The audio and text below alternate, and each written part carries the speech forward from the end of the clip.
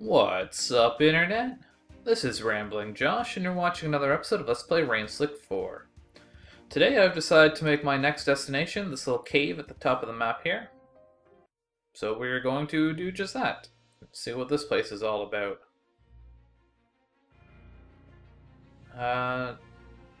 Right, there are bad guys here, obviously. Segamenta? Those look a whole lot like onyxes.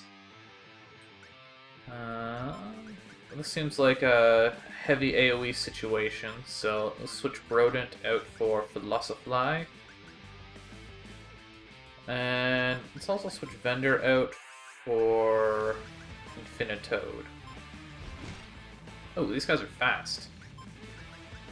Okay, Fake Cigar. Wasabi.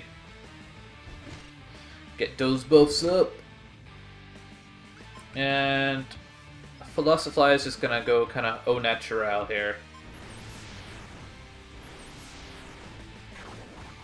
Philosophy is basically only here just to make sure that these guys die once the Groshifon and Nigirichu both get their chance to attack.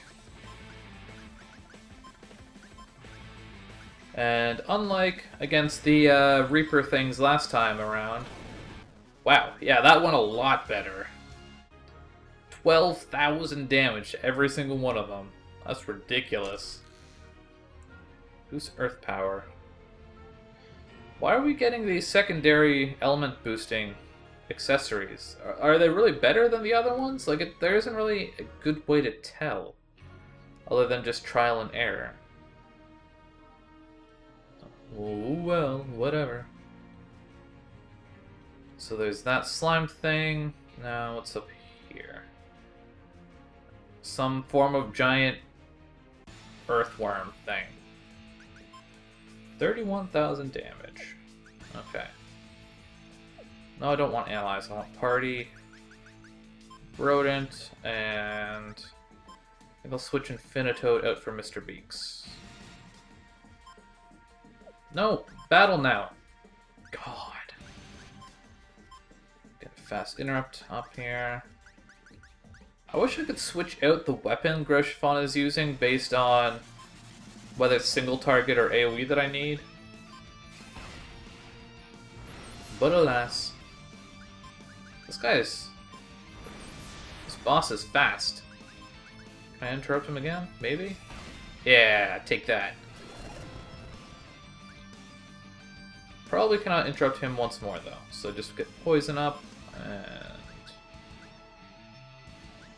Is it better to go with Drown, or... It might be better to go with 2 Ice Sharders. I think we'll do that. Yeah, Flame Sphere. Lowers speed, huh? Oh, nice. Lots of damage on that. So use an Interrupter. Or just be a lot slower than him. That also works, except not really. Heal Nigirichu. And use another Ice Sharder. With how much damage this guy is taking against Aqua attacks, this should not be a hard fight. He's pretty much dead, so... It would seem that Nigirichu is a pretty good acquisition. Although, everyone else is doing like nothing, so... A little bit of complacency at the end here almost cost me. That was worth almost no experience. This chest better be good. Brave Lychee.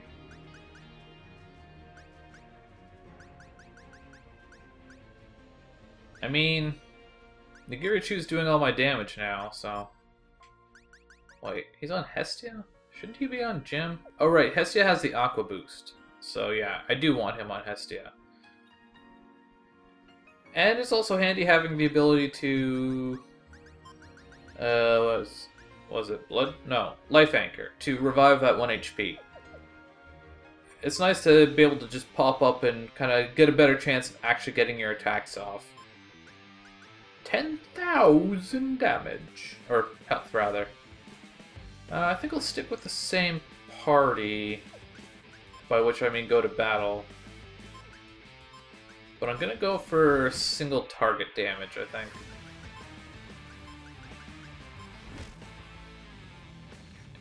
Well, I might you still use Tsunami, though, actually. It does enough damage that's like... It's almost like doing single target damage anyways. It's stronger than most of my single target attacks. So, it's good enough for me. Interrupt one of them. Reduce incoming damage a little bit, or at least defer it. And Inferno. Wow, I said I was going to do single target damage and then I'd use both my AoEs, but... yeah. Why are the enemies in this area so low on experience? These chests aren't especially good either. Like, I don't have all that much use for money at this point. I guess I could buy stuff, but... well, whatever. So... I guess the question now is, were there more intermediary areas? Because the only things I can recall now are the two islands to the very south and very top of the map. Surely there's got to be some other secret area that I'm missing, though.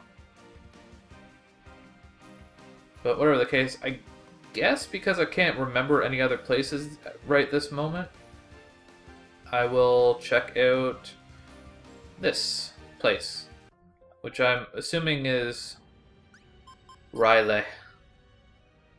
Or Riley. Riley, however you pronounce it. The Cthulhu town. Wow, only 5,000 health? Okay. Well, sure. Well, I mean, why not? I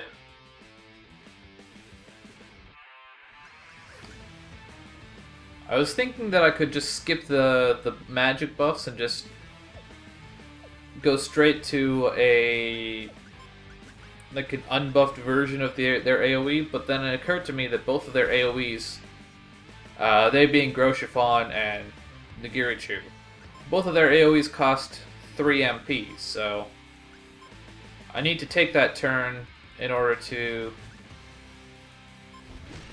charge up their MP anyways, so it doesn't really help a whole lot.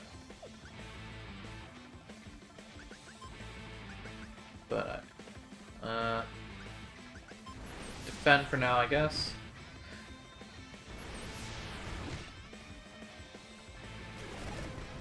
Okay, now I'm going to use a buff on Nagirichu. Suffice it to say that these guys should be extremely dead.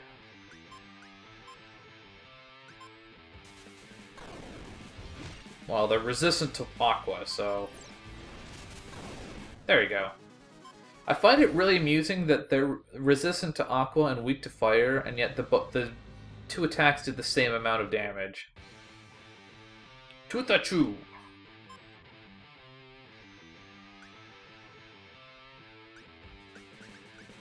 Okay. Mr. Beaks, replace you with Infinitoad. And maybe I'll replace the Rodent with the Coral Golem. The passive kind of AoE, not AoE healing so much, but the passive heal over time that the Coral Golem grants might give me a little bit, help me ensure that I get all my attacks off a little bit better.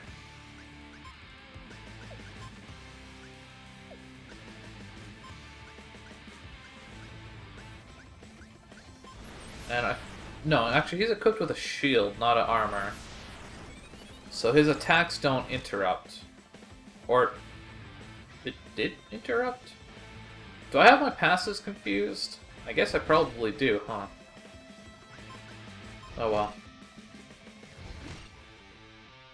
Whatever the case, these guys should be dead or near enough after these AoEs go off.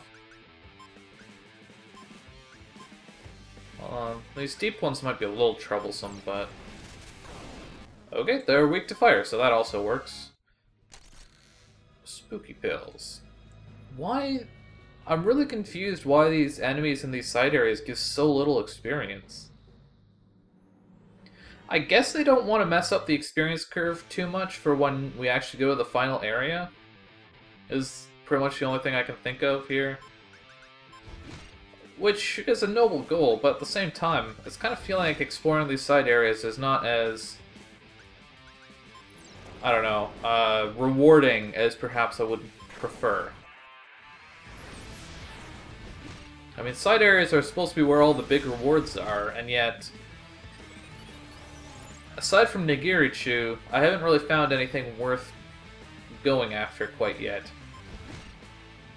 I mean, sure, a couple tens of thousands of dollars is handy, but like, I've been to this, what I'm assuming is the last shop already. I don't really have all that much left to even buy.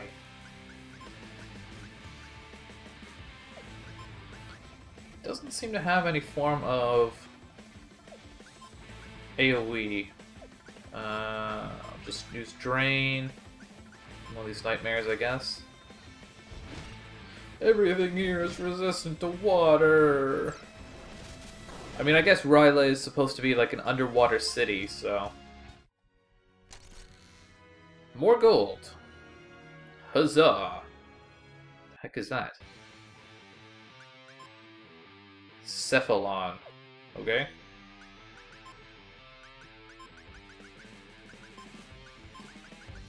Boost up them AoEs! And don't seem I can interrupt anyone.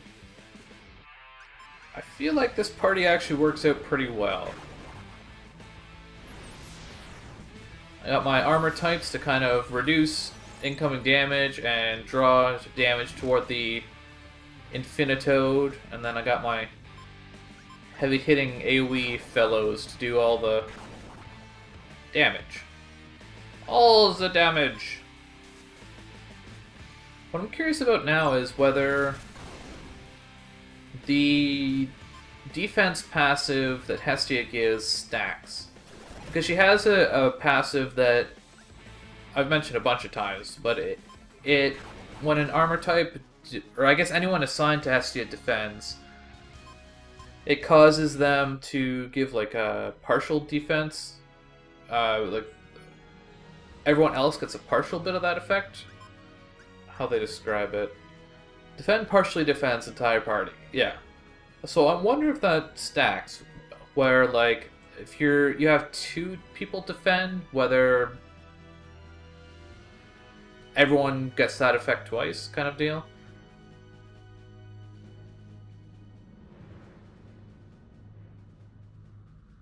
Emerald goats?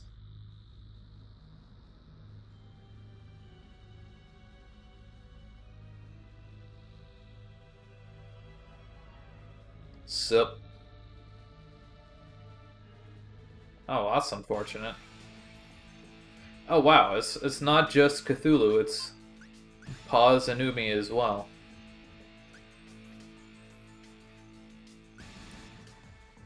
It's a monster! So I think I'll start with this party at least until I can get rid of... I'll do an early set of AoE to try and get rid of Paz and Umi. When is this stun going to wear off? Good lord. All of a sudden my plan seems as though it might not be the best because I'm in need of healing already. Wow, that hurt.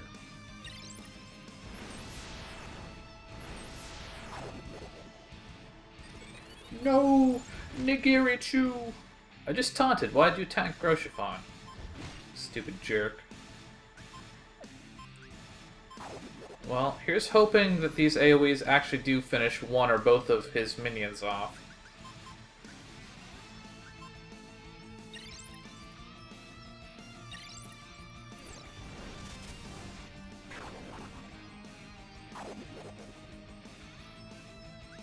Didn't I cast Tsunami already?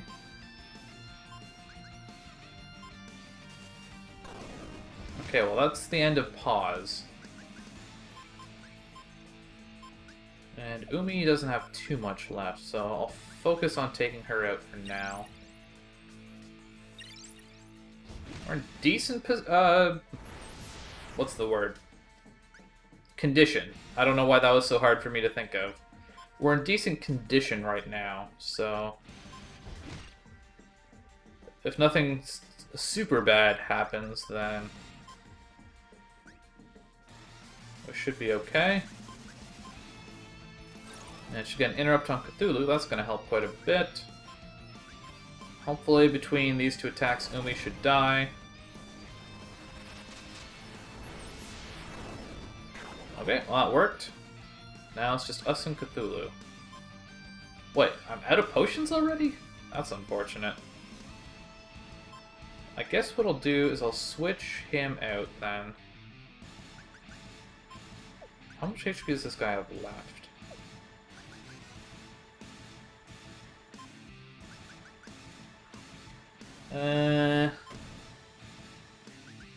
Let's switch Nagirichu for Mr. Beaks. Oh, he comes in stunned as well? That's weird. Switch the Coral Golem for Vendor.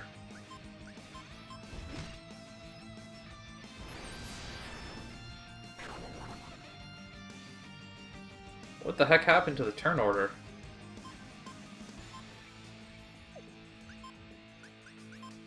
Okay, grow Chiffon back up, or just die. When did Cthulhu get so fast?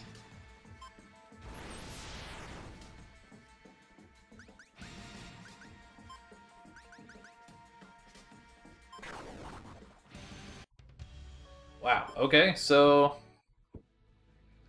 that didn't quite work out. How shall I play this instead then? Like, I feel like my strategy wasn't bad.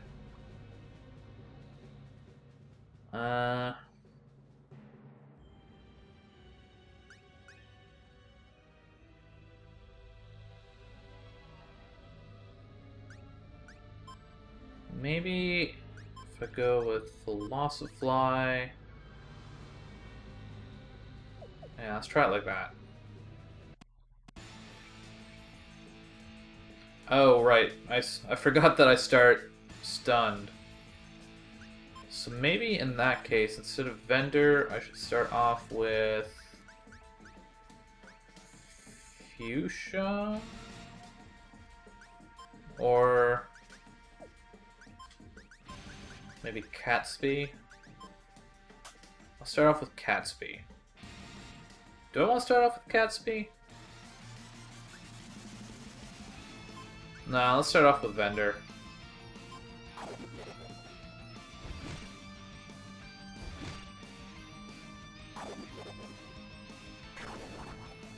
That tentacular, man. It hurts. Okay. So I'll start off... I guess I should get Revelations up.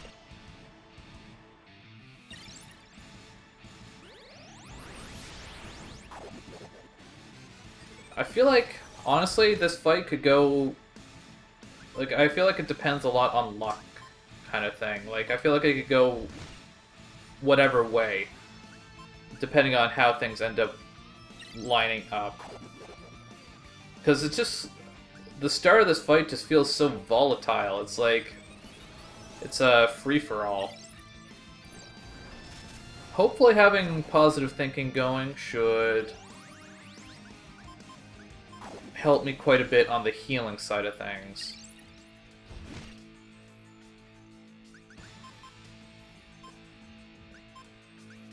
And do a little bit of AoE now.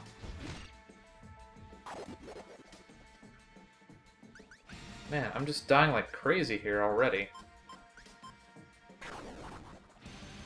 Well, that's effective against Umi.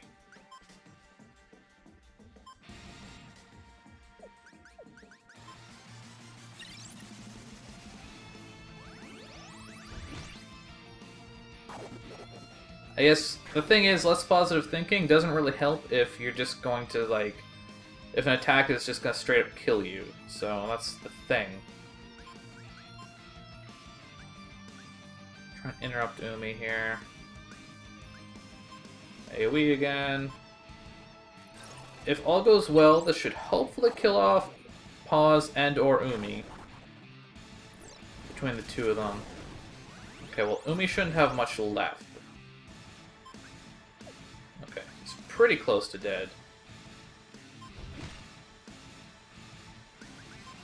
Get these two back up. Ah, stupid tentacular.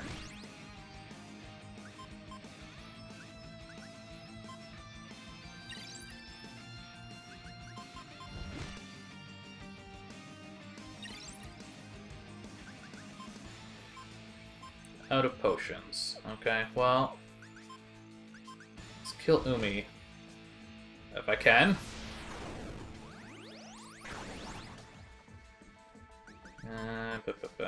No potions. Okay, well, I guess I just die again. That was pretty close, though.